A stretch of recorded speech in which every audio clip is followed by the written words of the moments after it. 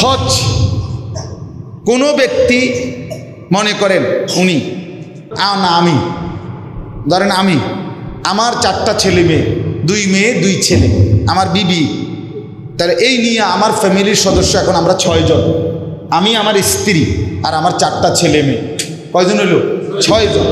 এই 6 জনের বাজার খরচ, ঘর ভাড়া, গ্যাস বিদ্যুৎ বিল, ওষুধপত্র একেবারে মনে করেন ভালোভাবে যদি চলতে হয় 1.5 মাস বা 2 মাস লাগবে। মনে করেন 2 মাসে একেবারে বেশি ধরলাম 2 লাখ টাকা, সাপোজ ধরে নিলাম এই ফ্যামিলিটা চলতে লাগবে আমার।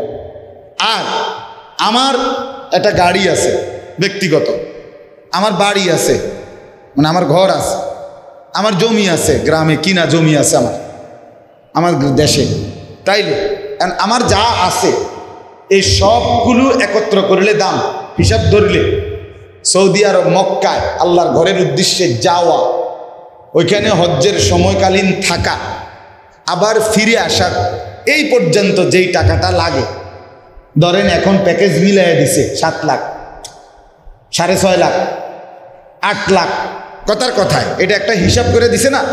তো এখন তো বুঝাই যায় কত লাগে, কারণ এটা তো একটা কি করে নেয় 43 দিনের জন্য 40 দিনের জন্য একটা প্যাকেজ কইরা টাকাটা একসাথে করে কি করে নেয়। তাহলে 7 লাখ এবছর গড়ে 6.5-7 লাখ টাকা করে হাজিরা কি যাচ্ছে, হজে যাচ্ছে। তো এখন এই 7 লাখ আর 2 লাখে কত হইল, আরো 1 লাখ ধরেন না, 10 লক্ষ টাকা। তাহলে আমার যেই সম্পদ আছে এটার হিসাব করে যদি 10 লক্ষ টাকা হয়, আমি এদেরকে সংসারের এদের খরচ দেওয়ার পরে যাওয়া থাকা আসা পরিমাণ সম্পদ আমার কাছে আছে, তাহলে এই ব্যক্তির উপরে হজ করা ফরজ।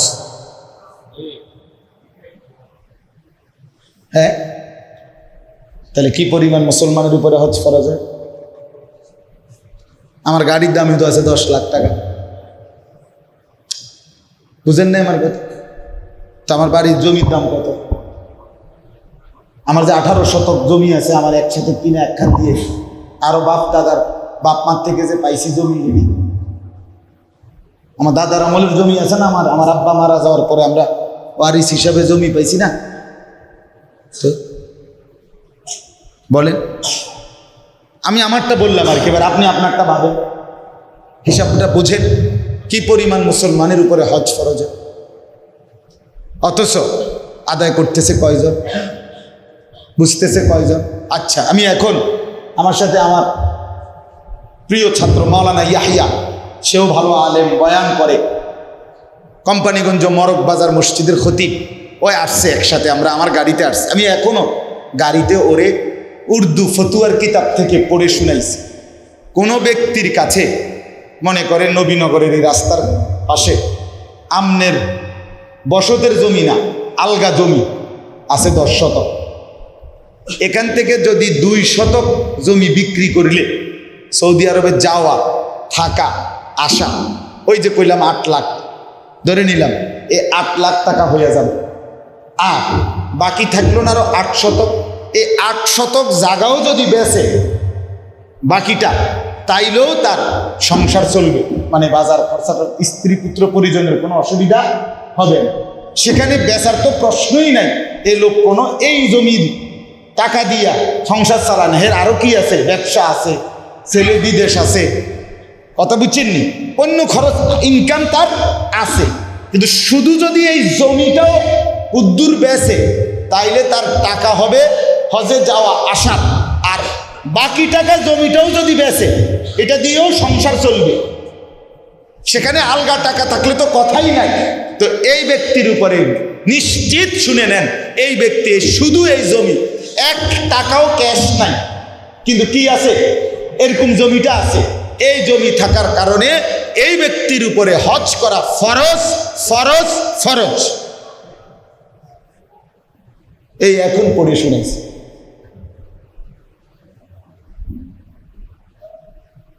হ্যাঁ, এবার বলেন মকবুল ভাই, বুঝিনি কথা, কি পরিমাণ মুসলমানের উপরে হজ ফরজ?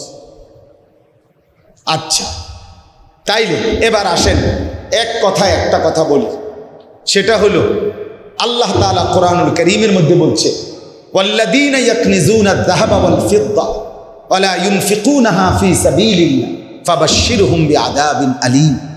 আল্লাহ বলেন, যারা স্বর্ণ রৌপ্য সম্পদ জমা করে রাখে, আল্লাহর রাস্তায় খরচ করে না, এই যে যখন যেই ইবাদত আর্থিক খরচটা এটা করে না, আল্লাহ বলেন, হে নবী, আপনি তাদেরকে অত্যন্ত ভয়ানক জাহান্নামের আযাবের ভয় দেখান, সংবাদ জানান।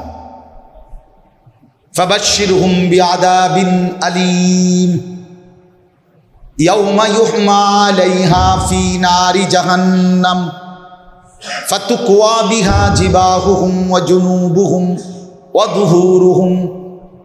রব্বুল আলামিন বলে, তার সম্পদ স্বর্ণরৌপ্য টাকা পয়সাকে একত্রিত করে বলের মতো গোল কুণ্ডুলি পাকিয়ে, ফুটবল এরকম বলের মতো বানিয়ে জাহান্নামের আগুনে প্রথম পোড়ানো হবে। এরপরে সম্পদ নামের সেই পোড়ানো বলটা দিয়ে ফাতুকওয়া বিহা জিবাহুহুম, তার কপাল, ওয়া জুনুবুহুম, তার দুই কোমর, ওয়া যুহুরুহুম, এবং তার পিঠ আগুনে পোড়াইতে থাকবে। হাদা মা কানাস্তুম লিআনফুসিকুম। আর ফেরেশতা বলবে না ফরমান, এটা বল না, এটা হচ্ছে তোর জমানো সেই সম্পদ। ফাদুকু মা কুনতুম তাকনিজুন। অতএব আজকে যা জমা করেছ সেইটার শাস্তি ভোগ করো। কেন দিলেন না যাকাত? কেন দিলেন না কুরবানি? কেন করলেন না হজ? হ্যাঁ, ছেলেদের জন্য, মেয়েদের জন্য, সংসারের জন্য। কে বলছে আপনারে নিজের আখিরাত বরবাদ করে সংসার করতে বলছে? কে? নিজে পেশাবের উপরে দাঁড়াইয়া মানুষের দুধ খাওয়াইতে কইছে কে? কথা বলেন না কেন? হ্যাঁ, আপনারে কে বলছে বলেন? মুসলমান হজ করতে বললে বলে কি, ছেলে তো এখনো বিয়ে করাই নাই, দুইটা মাইয়াই তো বিয়ে দিতে বাকি, এখনো তো বাইত কদ্দুর গদ্দুয়ারে করি নাই, ডাইনে বামে আরো কদ্দুর জাগা লইতে পারলে না, বাড়িটা কদ্দুর সুন্দর হইতো, দুইটা ছেলে তো হুজুর বিদেশ পাঠাইছি, আরো একটা ছেলে বাকি বিদেশ পাঠানো। মুসলমান ছেলে বিদেশ পাঠানো, মেয়ের বিয়ে, বাড়িতে বিল্ডিং কিংবা জমি কেনা, এর সাথে হজের কি সম্পর্ক? কথা বলেন না কেন? হ্যাঁ, এটার সাথে হজ্জের সম্পর্ক কি? কোনো সম্পর্ক আছে এটা? তো আচ্ছা, এবার আসেন, যাকাতের কথা বললাম, আমার আর সময় নাই এই জন্য বলছি। কোরবানি, রাসূলুল্লাহ সাল্লাল্লাহু আলাইহি ওয়াসাল্লাম বলছে, সাফ বেটা নাফরমান, তুই কোরবানির দিন ঈদের নামাজ পড়তে আসবি না, তুই আসবি না, যা, শর্তই তুই আমাদের অন্তর্ভুক্ত না, যে কোরবানি দিল না। 3 নম্বরে হজ, এটা এই কথাটাই শুধু বোঝেন। রাসূলুল্লাহ সাল্লাল্লাহু আলাইহি সাল্লাম বলেন, মান মালাকা যাদান ওয়া রাহিলাতান তুবাল্লিগুহু ইলা বাইতিল্লাহ ওয়া লাম ইয়াহুজ্জা ফামাতা ওয়া লাম ইয়াহুজ্জা। যে ব্যক্তির উপরে সামর্থ্য ছিল কিন্তু সে হজ না করে মৃত্যুবরণ করলো, আল্লাহর কসম বাপ, যুবক ভাই তোমাদেরকেও বলি, আজ তুমি বুঝার উদ্দেশ্য বলে হুজুর আমগরে এডি কিল্লেটা শুনাইতে আছেন না, নওজোয়ান, এই অল্প সময়ের ব্যবধানে তোমারও সামর্থ্য আসবে, সামর্থ্য আসবে। আল্লাহ রাসূল সাল্লাল্লাহু আলাইহি সাল্লাম বলেন, সামর্থ্য থাকার পরেও যে হজ না করে মরে গেল, আমি জানি না সে কি ইহুদি হয়ে মরলো নাকি খ্রিস্টান হয়ে মরলো। আরেক হাদিসে বলছে নবী, ফালিয়ামুত ইনশা ইয়াহুদিয়ান ওয়া ইনশা নাসরানিয়ান, সে মরুক ইহুদি হইয়া অথবা মরুক খ্রিস্টান হইয়া, বাকি মুসলমান হইয়া মরে নাই, এটা আমি নিশ্চিত দিলাম। নবীজি কোনো এই কথা বলে নাই যে আমি জানি না তোর মৃত্যু কি মুসলমানের মৌত হয়েছে না বেঈমান কাফেরের মৃত্যু হয়েছে এটা বলে নাই, বলছে আমি জানি না তার মৃত্যু কি ইহুদির মৃত্যু হয়েছে না খ্রিস্টানের মৃত্যু হয়েছে, বাকি মুসলমানের মৃত্যু যে হয় নাই এটা বুঝছি। কথা বুঝো না ইলিয়াস? এটা আমি বুঝছি, মুসলমানের মৌত হয় নাই। বাকি কাফেরের মধ্যে কোন আইটেম, কি হিন্দু না বৌদ্ধ মরছে না ইহুদি মরছে না খ্রিস্টান মরছে না নাস্তিক মরছে না মুরতাদ মরছে, এটা হেঁটে কইতে পারব, বাকি মুসলমান না এটা বুঝলাম। এরপরে আর কি ধমক দিত বলেন না? এরপরে আর কি বলতো? জি, এক চাইতে আর কি শক্ত কথা বলতে? কথা শেষ আমার। আমি এই জন্য আমি ইচ্ছা করলে শুধু উৎসাহমূলক ফজিলত বলতাম, কিন্তু আপনাদের কাছে মাসআলাটা গুরুত্ব বুঝায় বলে। তাহলে বিষয়টা আর্থিক ইবাদতের প্রতি আমাদের আর্থিক ইবাদতের মোটা দাগে একটা হলো যাকাত, একটা হলো কোরবানি, আর একটা হলো কি হজ।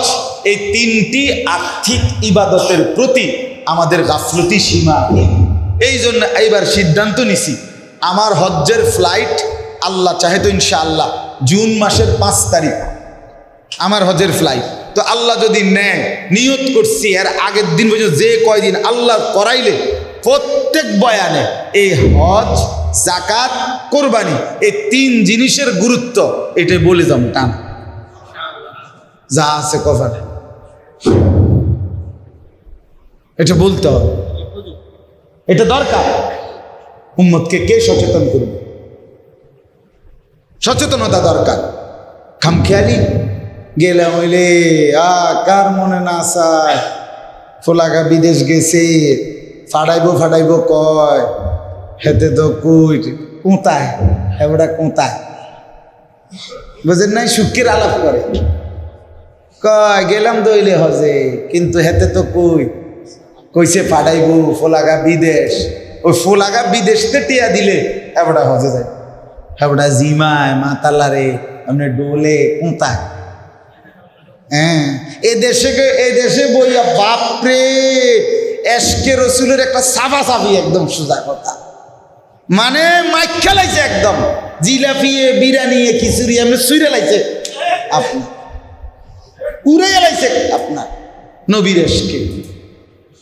কিন্তু সামর্থ্য থাকার পরেও রাসূলুল্লাহ সাল্লাল্লাহু আলাইহি সাল্লামের রওজা মুবারকের সামনে যাওয়ার মতো আগ্রহ ভালোবাসা জন্মাইল না। মুসলমান, তুমি কিসের আশেকে রসুল বেটা? তুমি কিসের আশেকে রসুল? হ্যাঁ, রাসূলুল্লাহ সাল্লাল্লাহু আলাইহি ওয়াসাল্লামের রওজা মুবারক মদিনা, সবুজ গম্বুজের নিচে দাঁড়াইতেই পারল না। বলে হুজুর আমার সামর্থ্য নাই। তো সামর্থ্য নাই যারা, হেরি কি আমরা কইছি? কথা বলেন না কেন? সামর্থ্য নাই যিনি, তাকে কি বলা হচ্ছে? কিন্তু সামর্থ্যবান পিছপা হবে কেন? কার জন্য আপনি টাকাগুলো রেখে যাচ্ছেন? আপনার এতগুলো জমিন আপনি কার লেগে রেখে গেলেন? কার লেগে? হ্যাঁ, তো এই সন্তানদের জন্য যে রেখে গেলেন। আর আল্লাহ রসুল বলছেন আমি জানি না তার মৌত ইহুদির মৌত হইল না খ্রিস্টানের মৌত হইল, এর চাইতে বড় জঘন্য কথা আর কি হইতে পারে? আল্লাহ আমাদেরকে বুঝ দান করেন, আল্লাহ আমাদেরকে কবুল করেন। ধরো আল্লাহ তাআলা আমাদের প্রত্যেককে ঈমান আমলের দৌলত দান করেন। অতএব দয়া করে আমি আপনাদের কাছে অনুরোধ করলাম, আপনারা প্রত্যেকেই ফিকির করবেন, বলেন ইনশাআল্লাহ। হিসাব করেন। শেষ কথা হলো প্রত্যেকের কাছে যারা বুঝছেন তাদের কাছে আমার একটা অনুরোধ, ডাক্তারের কাছে নিজের শারীরিক ত্রুটি রোগ লুকাইতে নাই। এটা বুঝেননি কথা? ডাক্তারের কাছে কি করতে নাই? লুকাইতে নাই। তাহলে চিকিৎসা নিখুঁত হবে না। কারণ একটা কথা কমতির কারণে ওষুধের মধ্যে কি হইতে পারে? এলোমেলো হইতে পারে, এলোমেলো হইতে পারে। আপনি যদি এটা বলতেন হয়তো ওষুধটা চেঞ্জ করতো, আপনি এটা বলেন না, তখন কি হবে? হ্যাঁ, আপনি নিজের হজ নিজে করলেন না, আপনি আপনার মৃত্যু যদি বেঈমানের মৃত্যু হয় নাউজুবিল্লাহ, তো এরপরে আমনের ফুটাইতে আমনের মরার পরে যদি একেবারে 18টা বয়স জবাই করেও যদি 10 গ্রাম মানুষের জিয়াফত খাবায় তো কি হবে? কথা বলেন না কেন? কি হবে? থাকতে 1 টাকা, না থাকতে 1 কোটি টাকাও সমান হয় না। আমার জীবিত থাকতে আমার 1 টাকাও দরকার, আমি মরে গেলে 1 কোটি টাকাও আমার দরকার নেই। ঠিক কিনা বলেন না কেন? তো থাকতে 1 টাকা দান আর না থাকতে 1 কোটি টাকা দানের চাইতে উত্তম। এই জন্য দয়া করে আজকে এতটুকু বললাম, 2 কথা। এক কথা তো আগে বললাম যে মানুষ হিসাবে বেঁচে থাকার সার্থকতা, মানুষ পরিচয়ের সার্থকতা আল্লাহর ইবাদত। মনে আসেনি এই কথাটা? প্রথম যে কথাটা বলছিলাম যে আমি যে মানুষ, আমি যে মুসলমান, আমি যে বেঁচে আছি মানুষ হিসাবে, জানোয়ার হিসাবে না। জানোয়ার হিসাবে বাঁচতে হইলে কিচ্ছু লাগবে না। গরু, ছাগল, কুকুর, বিড়াল, সাপ বিচ্ছুর জীবন যদি কারো লাগে তো এটার কোনো জায়েজ না জায়েজ, হালাল হারাম কিচ্ছু নেই, কিছুর দরকার নেই। কিন্তু মানুষ হিসাবে বেঁচে থাকতে হলে তাকে হালাল হারাম, বৈধ অবৈধ মেনে চলতে হবে। চলতে হবে কিনা বলেন? আল্লাহ আল্লাহ রসুলের হুকুম মানতে হবে। আর 2 নম্বর কথা হলো যাকাত, কোরবানি, হজ, এই 3টি আর্থিক ইবাদতের ব্যাপারে আমাদের প্রত্যেকের আরো যত্নবান হওয়া উচিত। উচিত কিনা বলেন? নিজ নিজ ওলামায়ে কেরামের কাছে নিজের অবস্থা জিজ্ঞেস করে বুঝে জেনে নেওয়া উচিত। আল্লাহ তাআলা আমাদের প্রত্যেককে তৌফিক দেন, কবুল করেন। আজকের এই ইসলাহি মজলিসে আল্লাহ তাআলা বরকত দান করেন। আমার যুবক ভাইরা মহব্বত করে মাহফিল সাজিয়েছে, আল্লাহ তাআলা প্রত্যেকটা ছেলেকে নেককার হিসাবে কবুল করেন। আলহামদুলিল্লাহি রাব্বিল আলামিন। আল্লাহুম্মা আনতাস সালাম ওয়া মিনকাস সালাম, তাবারাকতা ইয়া দাল জালালি ওয়াল ইকরাম, ইয়া আরহামার রাহিমিন, ইয়া আরহামার রাহিমিন, ইয়া আরহামার রাহিমিন। রব্বানা যালামনা আনফুসানা ওয়া ইল্লাম তাগফির লানা ওয়া তারহামনা লানাকুনান্না মিনাল খাসিরিন। রব্বানা আতিনা ফিদ দুনিয়া হাসানা ওয়া ফিল আখিরাতি হাসানা ওয়া কিনা আযাবান নার। রব্বিরহামহুমা কামা রব্বায়ানি সগীরা।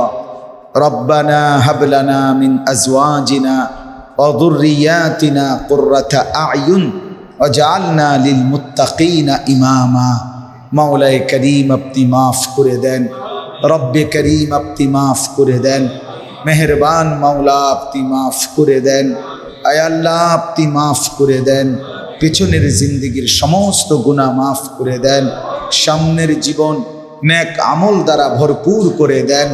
আয় আল্লাহ সেজদাওয়ালা কপাল বানিয়ে দেন, কাঁদনেওয়ালা চোখ বানিয়ে দেন, জিকিরওয়ালা জবান বানিয়ে দেন, মোহাব্বতওয়ালা দিল বানিয়ে দেন, বন্দিগিওয়ালা জিন্দিগি বানিয়ে দেন। আয় আল্লাহ আমাদের সমস্ত কবরবাসীদেরকে মাফ করে দেন, কিয়ামত পর্যন্ত কবরের আযাব মাফ করে দেন, কবরগুলোকে জান্নাতের টুকরা বানিয়ে দেন। আল্লাহ আমরা যারা বেঁচে আছি আমাদেরকে ঈমান আমলের দৌলত দান করেন, ইজ্জত আফিয়ত দান করেন, তাকওয়া তহারত দান করেন, হিম্মত ইখলাস দান করেন, 5 ওয়াক্ত নামাজ জামাতের সাথে আদায় করার তৌফিক দান করেন। মাওলা আমার মুরব্বী বাবা চাচাদেরকে আরো বেশি নেক আমলের তৌফিক দান করেন। আমার জওয়ান যুবক ভাইদেরকে আল্লাহ আপনি কবুল করে নেন, আল্লাহ আপনার দ্বীনের দিকে ফেরায়া দেন, 5 ওয়াক্ত নামাজি বানায় দেন। মোবাইলের আসক্তি থেকে বাঁচান, নারীর আসক্তি থেকে বাঁচান, মদ জুয়ার আসক্তি থেকে বাঁচান, জিনা ব্যভিচারের আড্ডা থেকে বাঁচান। আল্লাহ ছেলেগুলোকে বদলে দেন, যুবকদেরকে বদলে দেন।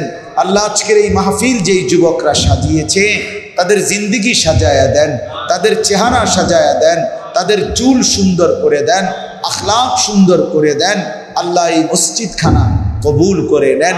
মসজিদের প্রথম দিন থেকেই পর্যন্ত জায়গা দিয়ে, জমি দিয়ে, টাকা দিয়ে, পয়সা দিয়ে, বুদ্ধি দিয়ে, পরামর্শ দিয়ে যারা যত খেদমত করেছে সকলকে আপনি কবুল আর মঞ্জুর করেন। মসজিদের ইমাম সাহেব, খতিব সাহেব, মুয়াজ্জিন সাহেব, কমিটি, মুসল্লি সকলকে কবুল আর মঞ্জুর করেন। আয় আল্লাহ, অসুস্থ বিমারি যারা শিফা করে দেন, প্রত্যেকের কামাই রুজিতে হালাল বরকত দান করেন। প্রবাসী বিদেশি যারা সহি সালামতে নিরাপদে রাখেন, আমার গোটা দেশের উপরে খায়র ও বরকত নাজিল করেন। আল্লাহ, আমার দেশের শাসক থেকে শুরু করে দিন মজুর পর্যন্ত আল্লাহ প্রত্যেককে নামাজি বানায় দেন। চাচা যান তার মার জন্য দোয়া চেয়েছে, আল্লাহ মার কবরকে নূরে নূরে ভরপুর করে দেন। যেই ওলামায়ে কেরাম এসেছেন, আল্লাহ প্রত্যেকটা আলেমে দ্বীনকে উম্মতের ফিকির দান করেন, দর্দে দিল দান করেন, দর্দে নববী দান করেন। রব্বির হামহুমা কামা রব্বায়ানি সগীরা। আয় আল্লাহ, মা বোনদেরকে পর্দা পুশিদা দান করেন। মা ফাতেমা রাবেয়া বসরিয়ার মতো বানিয়েই দেন। ফিলিস্তিনের মজলুম মুসলমানদেরকে রেহাই দিয়ে দেন। ইসরায়েলের ইহুদি বেঈমানদেরকে ধ্বংস করে দেন। রব্বির হামহুমা কামা রব্বায়ানি সগীরা। সুবহানা রব্বিকা রব্বিল ইজ্জাতি আম্মা ইয়াসিফুন ওয়া সালামুন আলাল মুরসালিন ওয়ালহামদুলিল্লাহ।